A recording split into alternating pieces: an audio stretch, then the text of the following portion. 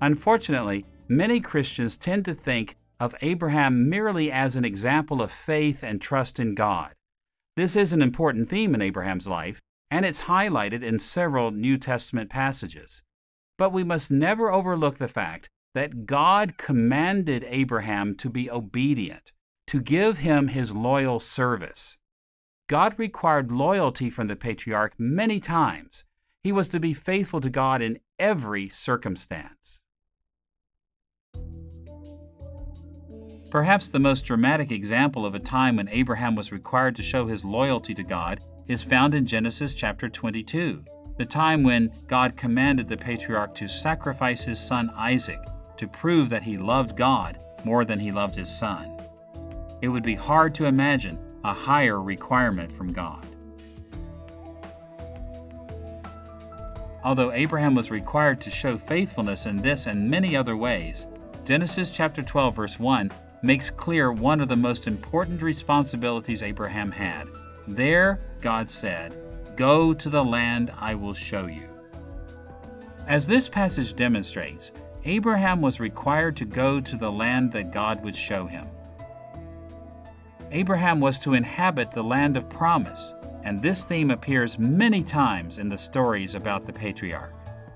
It was very important to the larger plan of God, both for Abraham and his faithful descendants, that the patriarch go to the promised land. And when we recall that Moses wrote these stories about Abraham for Israelites whom he was himself leading toward the promised land, it's not surprising at all to see this emphasis. As followers of Christ, we understand that although salvation is a free gift of God's grace, God expects us to show our gratitude to Him by doing our best to obey His commands. Moses understood this principle as well.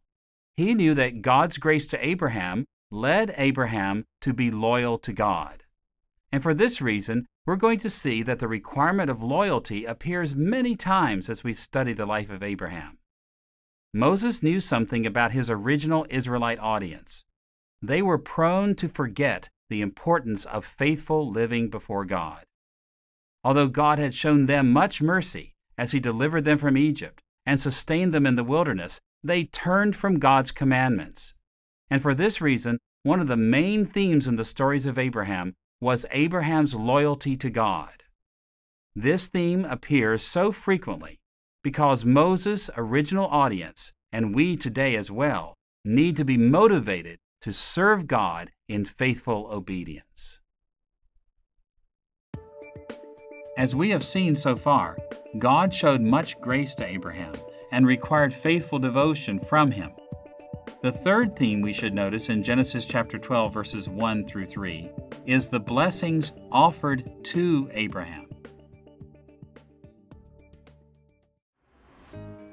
You'll recall that God said this to the patriarch in Genesis chapter 12 verse 2.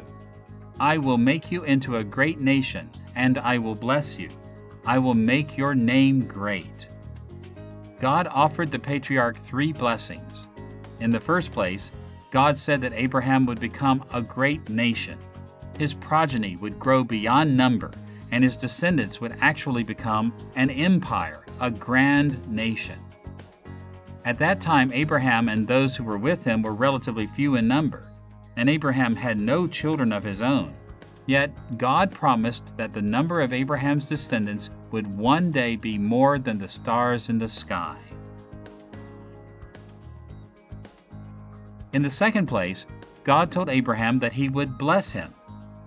In all likelihood, this expression means that Abraham and his descendants would receive the blessing of tremendous prosperity.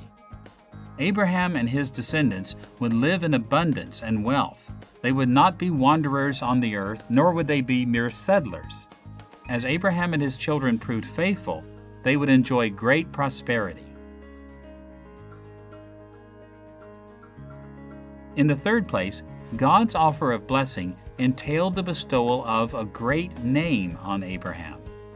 In other words, if Abraham would go to the promised land and serve God faithfully, the massive numbers and prosperity of his descendants would make him and them honored throughout the world.